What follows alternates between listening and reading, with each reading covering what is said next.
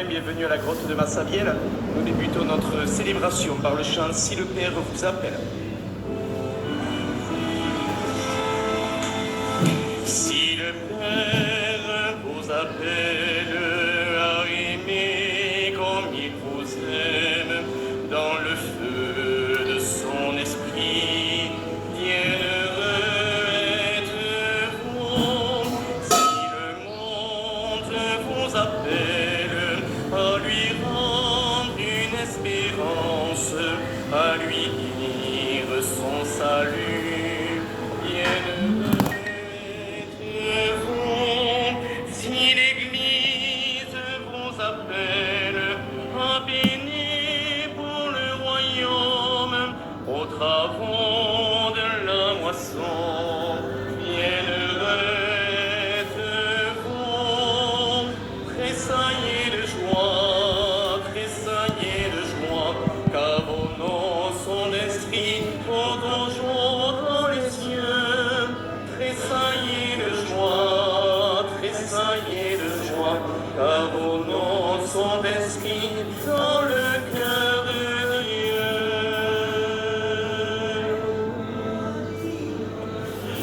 Au nom du Père et du Fils et du Saint-Esprit. Amen. La grâce de Jésus notre Seigneur, l'amour de Dieu le Père et la communion de l'Esprit Saint soient toujours avec vous. Frères et sœurs, soyez les bienvenus et tressaillons de joie, oui, puisque nous tournons en cette grotte vers la Vierge Marie, laquelle nous renvoie à son Fils Jésus-Christ, présent au plus haut point en cette Eucharistie que nous célébrons. En ce samedi, nous sommes invités à nous confier à l'intercession de l'évêque Saint Paulin de Nol, évêque du 5e siècle.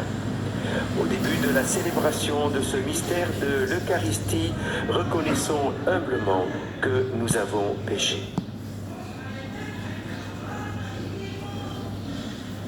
Je confesse à Dieu Tout-Puissant, je reconnais devant vous, frères et sœurs, que j'ai péché en pensée, en parole, par action et par omission. Oui, j'ai vraiment péché.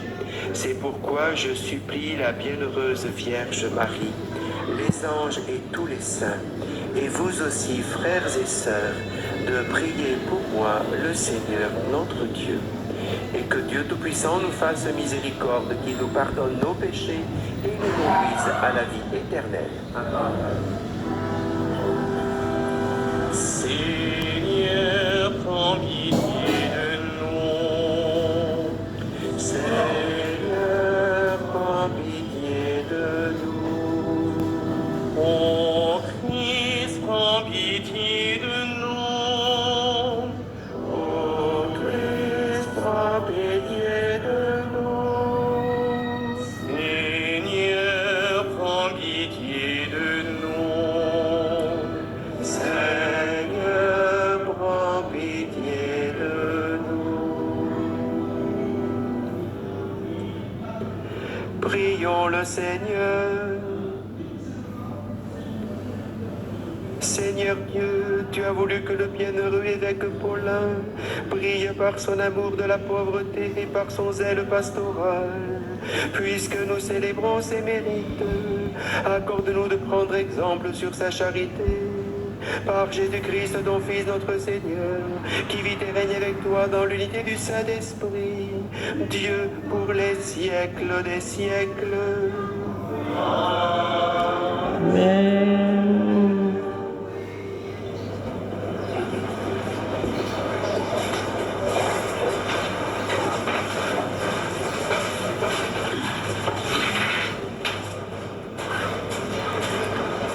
Lecture du deuxième livre des Chroniques. Après la mort de Joad, les princes de Juda vinrent se prosterner devant le roi Joas. Et alors le roi les écouta. Les gens abandonnèrent la maison du Seigneur, Dieu de leur père, pour servir les poteaux sacrés et les idoles. À cause de cette infidélité, la colère de Dieu s'abattit sur Juda et sur Jérusalem. Pour les ramener à lui, Dieu envoya chez eux des prophètes.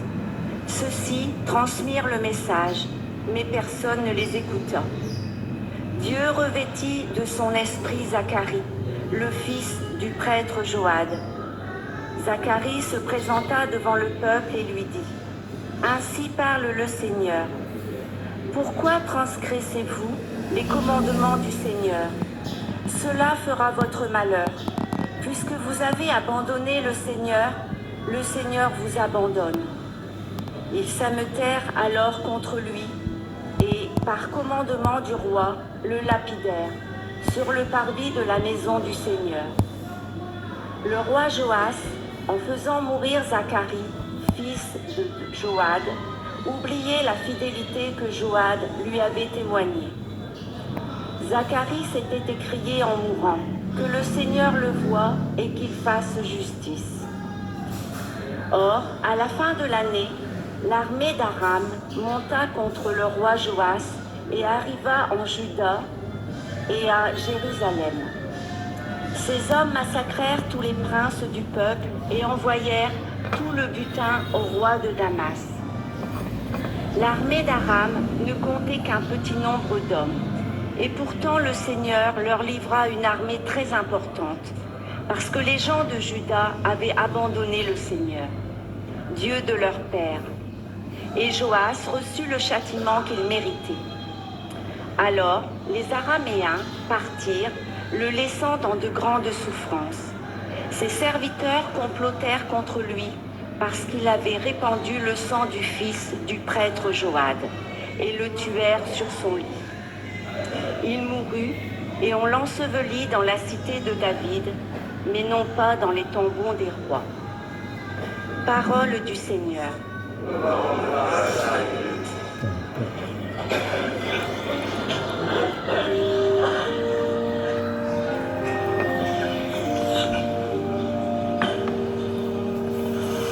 Sans fin, je lui garderai mon amour. Sans fin, je lui garderai mon amour. Avec mon élu, j'ai fait une alliance. J'ai juré à David, mon serviteur. J'établirai ta dynastie pour toujours. Je te bâtis un trône pour la suite des âges. Sans fin, je lui garderai mon amour. Sans fin, je lui garderai mon amour. Mon alliance avec lui sera fidèle.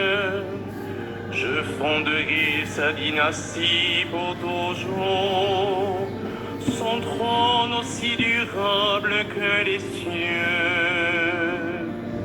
Sans fin, je lui garderai mon amour. Si ses fils abandonnent ma loi et ne suivent pas mes volontés, s'ils osent violer mes préceptes et ne gardent pas mes commandements, sans fin, je lui garderai mon amour. Je punirai leurs fautes en les frappant et je châtierai leur révolte, mais sans lui retirer mon amour, ni démentir ma fidélité. Sans fin, je lui garderai mon amour.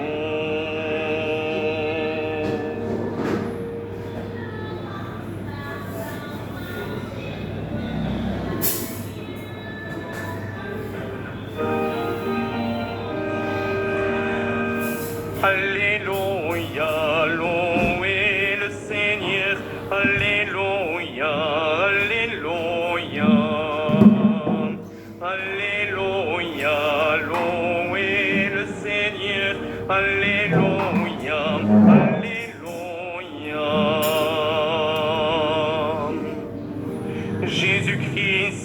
pauvres, lui qui était riche, pour que vous deveniez riches par sa pauvreté.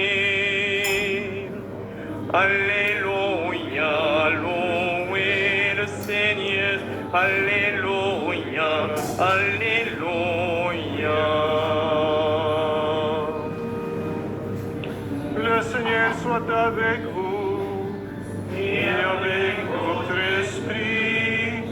Évangile de Jésus-Christ selon Saint Matthieu. Louange à toi, Seigneur. Lạy Chúa, vinh danh Chúa. En ces temps-là, Jésus disait à ses disciples, nul ne peut servir deux maîtres, ou bien il haïra l'un et aimera l'autre, ou bien il s'attachera à l'un et méprisera l'autre. Vous ne pouvez pas servir à la fois Dieu et l'argent. C'est pourquoi je vous dis, ne vous souciez pas pour votre vie de ce que vous mangerez, ni pour votre corps de quoi vous les vêtirez. La vie ne vaut pas plus que la nourriture, et le corps plus que les vêtements. Regardez les oiseaux du ciel, ils ne font ni semaille, ni moisson, ils n'amassent pas dans les greniers, et votre Père Céleste les nourrit. Vous-même, ne valez-vous pas beaucoup plus qu'eux? Qui d'entre vous, en se faisant du souci, peut ajouter une coudée à la longueur de sa vie? Et au sujet des vêtements, pourquoi se faire tant de soucis? Observez comment poussent les lits de champs. Ils ne travaillent pas, ils ne filent pas. Or, je vous dis que Salomon lui-même, dans toute sa gloire, n'était pas habillé comme l'un d'entre eux. Si Dieu donne un tel vêtement à l'herbe des champs, qui est là aujourd'hui et qui de même sera jeté au feu, ne sera-t-il pas bien davantage pour vous, hommes de peu de foi? Ne vous faites pas donc tant de soucis. Ne dites pas qu'allons-nous manger, ou bien qu'allons-nous boire, ou encore avec quoi nous habiller. Tout cela, les païens le recherchent. Mais votre Père Céleste sait que vous en avez besoin.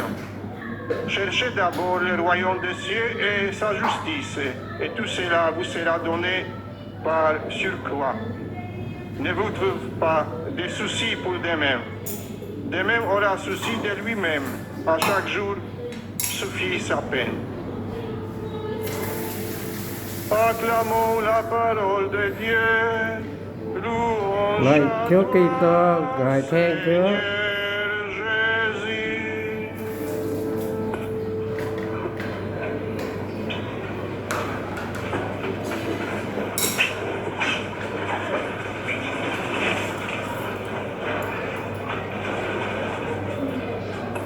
Frères et sœurs, chers pèlerins, j'ai une bonne nouvelle à vous annoncer. Nous sommes dans la main de Dieu. Nous n'avons pas de soucis à nous faire, de soucis outre mesure. Dieu s'occupe fondamentalement, vraiment, de ce qu'il y a de plus grand, de ce qu'il y a de plus vrai, de ce qu'il y a de plus beau en nous. Nous sommes dans la main de Dieu. Dieu s'occupe de notre âme, de tout ce qu'il peut y avoir de spirituel en nous.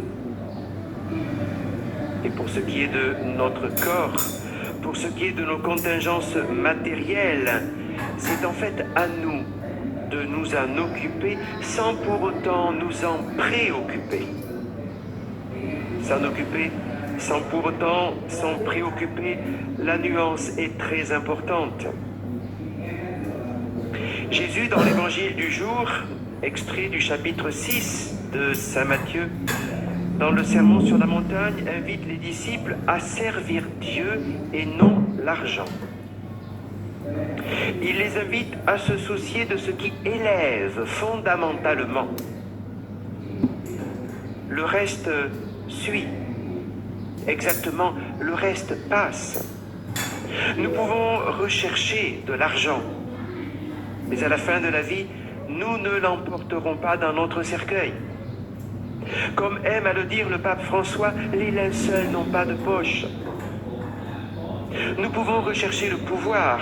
Lorsqu'il nous est retiré volontairement ou involontairement, il ne nous reste absolument rien.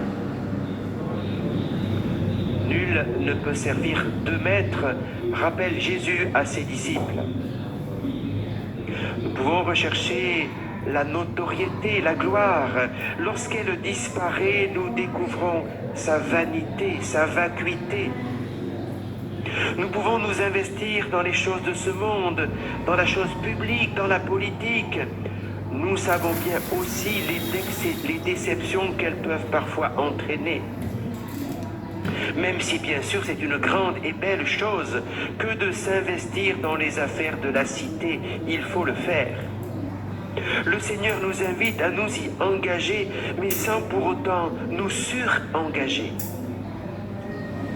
Dans un écrit des commencements du christianisme, la lettre à Dionyette, l'auteur prenait le soin de dire que si nous sommes citoyens de la terre, nous sommes fondamentalement citoyens du ciel. Sachons faire la distinction, soyons sûrs qu'être dans la main de Dieu est le plus important, le plus fondamental, et que dès lors il n'y a pas d'autre recherche aussi essentielle à entreprendre. Pour nous faire comprendre cela, saint Matthieu emploie des images qui sont en soi quelque peu excessives, mais c'est pour nous faire comprendre, des images que nous pouvons même désapprouver. Il y a bien dans notre monde des personnes qui se demandent chaque jour si elles vont manger le soir même.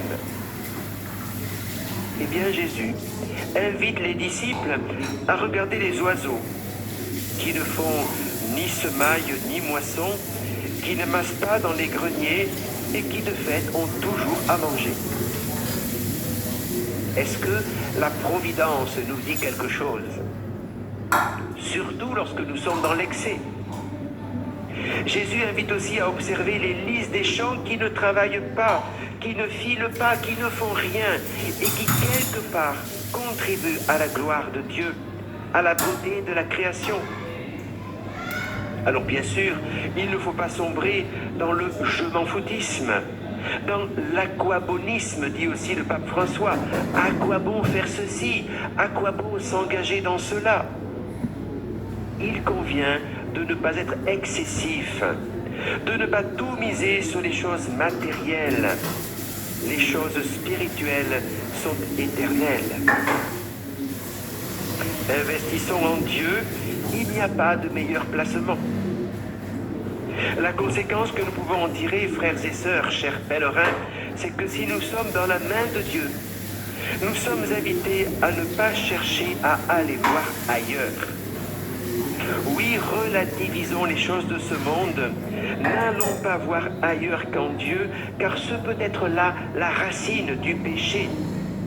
C'est le meilleur moyen de nous perdre, de vivre la mort spirituelle. Dans la première lecture, tirée du 2e livre des Chroniques, Joas et le peuple succombent parce qu'il s'est détourné du Seigneur et a préféré servir les poteaux sacrés et les idoles. Les idoles modernes peuvent aussi parfois nous faire tomber. Aller voir ailleurs est souvent aller trop loin et nous perdre. Ce sur quoi Jésus insiste dans l'Évangile est la recherche du royaume de Dieu et de sa justice. Ce royaume se nomme pour nous aujourd'hui, dans notre société, dans notre monde, charité, solidarité, fraternité, accueil inconditionnel de l'autre quel qu'il soit, recherche de la paix. Ici, à Lourdes, Bernadette nous indique précisément le chemin du royaume. Elle nous montre le chemin du service des malades, de l'humilité, de l'amour qui ne passe pas. Alors oui, suivons-la et tout le reste nous sera donné par surcroît. Amen.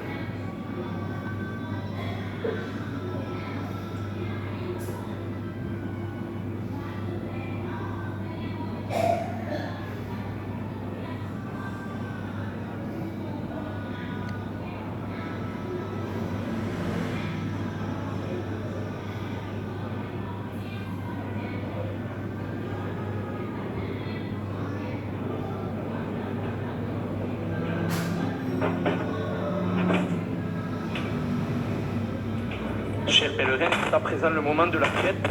Soyez vivement remerciés pour votre geste d'offrande.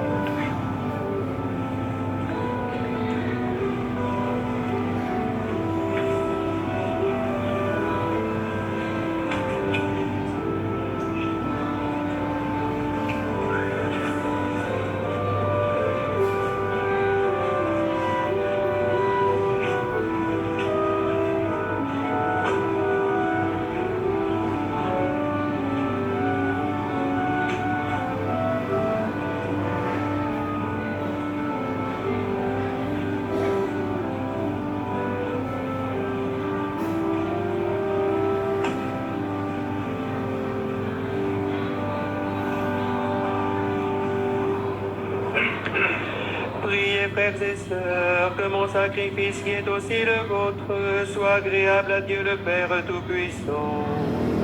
Que le Seigneur reçoive de vos mains ce sacrifice, à la louange et à la gloire de son nom, pour notre bien et celui de toute l'Église.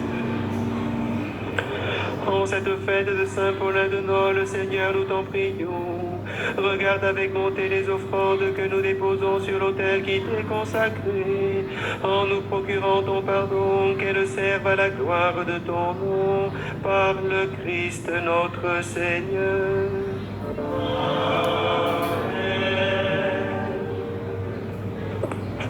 Le Seigneur soit avec vous. Et avec votre esprit, Élevons notre cœur. nous le tournons vers le Seigneur. Rendons grâce au Seigneur notre Dieu. Cela est juste et bon. Vraiment, il est juste et bon pour ta gloire et notre salut de t'offrir notre action de grâce toujours et en tout lieu. Seigneur Père très saint, Dieu éternel et tout-puissant, par le Christ notre Seigneur. Tu donnes à ton Église se réjouir à la fête de Saint Paulin. Par l'exemple qu'il a donné, tu nous encourages. Par son enseignement, tu nous éclaires. À sa prière, tu veilles sur nous. C'est pourquoi, avec la multitude des anges et des saints, nous chantons l'hymne de ta gloire et sans fin, nous proclamons.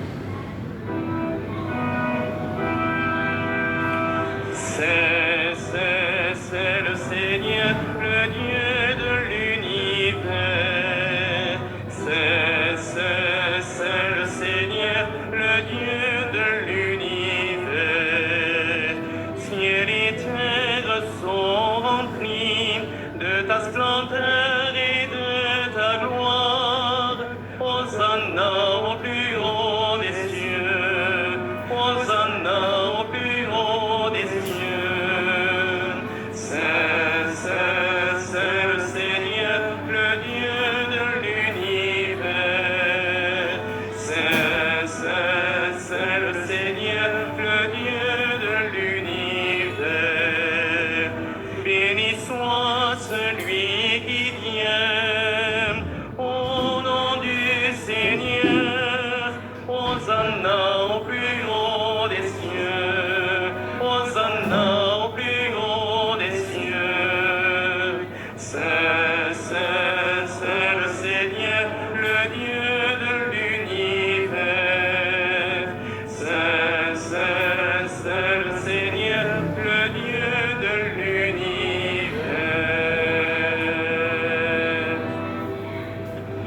Toi qui es vraiment saint, toi qui es la source de toute sainteté, Seigneur, nous te prions. Sanctifie ces offrandes en répandant sur elles ton esprit, qu'elles deviennent pour nous le corps et le sang de Jésus le Christ notre Seigneur. Au moment d'être livré et d'entrer librement dans sa passion, il prit le pain, il rendit grâce, il le rompit et le donna à ses disciples en disant « Prenez et mangez. »